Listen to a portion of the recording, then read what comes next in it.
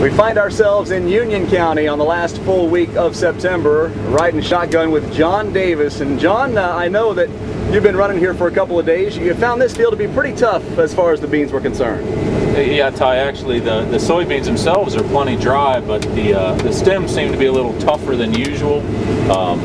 It's created some havoc with just having to run a little bit slower, and we plugged up a couple of times and had some issues with that.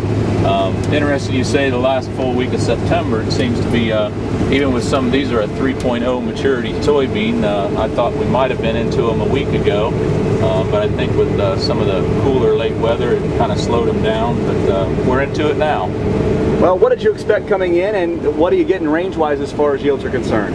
They're kind of about where I would have expected. I've run 4 or 5 different fields, and they've ranged anywhere from the low 50s to low 60s. I think that's a pretty good range. Not a soybean crop this year that a lot of people thought was going to be out there in that 65 to 75 bushel range, at least in this area. But I think a good crop after overall. You have 3 combines out here and 3 wagons as well, quite an operation. So tell me, how large is this field and how long will it take you with all that equipment?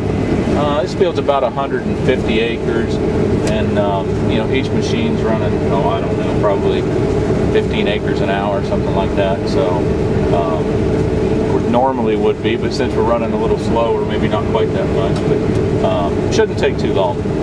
This is going to be a tricky year as far as marketing soybeans. So what are your plans as far as putting some in the bin and taking them right over the scale? I've done some of both. I've contracted some ahead. Probably should have done more, as many thought, but you never know, Ty. You can get all kinds of issues that can happen. Markets are a day-to-day operation.